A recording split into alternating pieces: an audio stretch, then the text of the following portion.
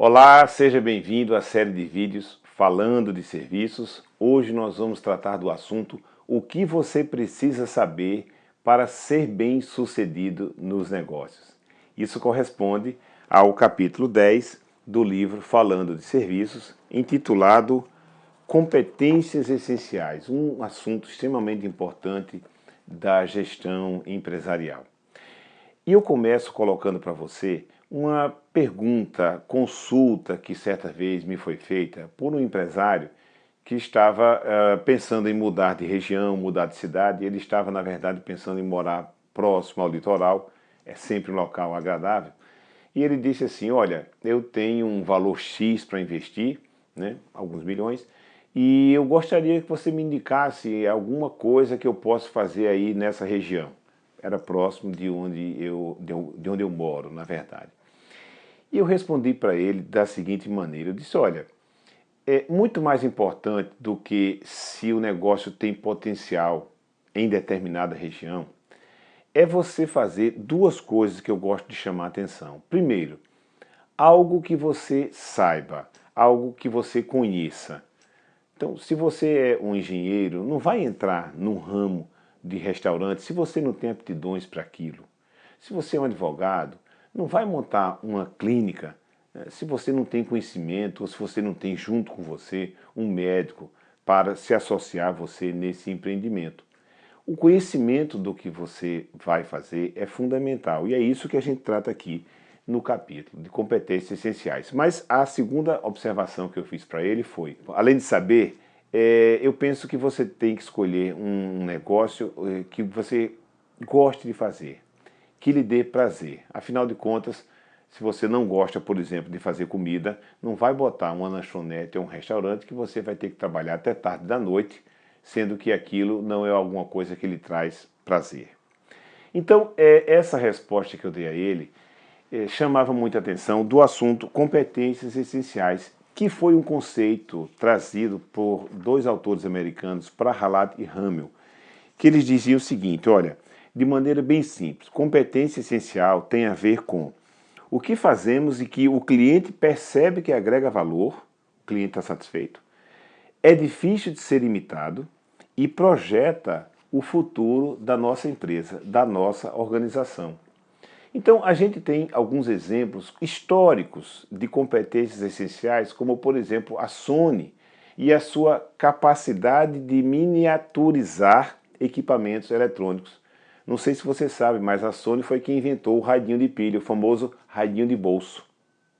A própria Sony, num outro momento, quando desenvolveu o Walkman, que era aquele gravador com o headphone que a pessoa andava e escutava a música preferida dela em qualquer lugar que fosse. Depois virou Discman também.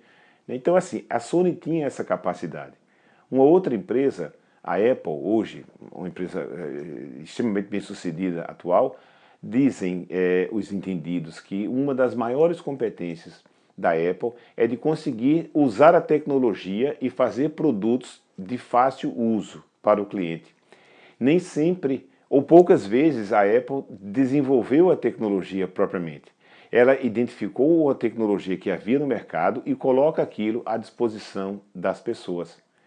Eu gosto muito, sempre que viajo para fora, de visitar lojas da rede de cafeterias Starbucks. Eles têm uma capacidade de fazer com que você se sinta num ambiente agradável, seja para tomar café, para tomar um leite, um chocolate, ou mesmo simplesmente para conversar com alguém e comer um docinho ali, um salgado. Então são alguns exemplos de empresas que conseguiram definir a sua competência essencial e sabem fazer muito uso dela. Mas olha só, para não ficar somente em grandes exemplos de grandes corporações, às vezes a padaria da esquina, próximo à residência da gente, tem uma maneira de se relacionar com o cliente e tem um conhecimento, às vezes, dos desejos dos clientes, ou mesmo de alguma maneira de fazer um determinado pão, um determinado biscoito, e aquilo é a competência essencial deles.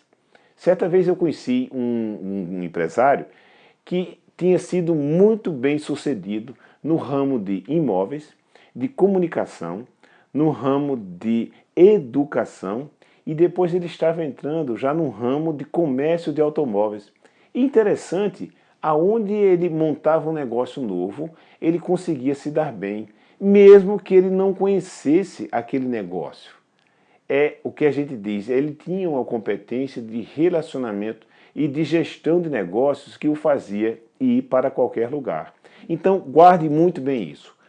Quando você for montar um negócio novo ou quando você for introduzir um serviço novo no mercado, atenha-se a você ter o domínio daquilo, a que você tenha conhecimento sobre aquilo, lembrando que aquilo precisa ser percebido pelos clientes.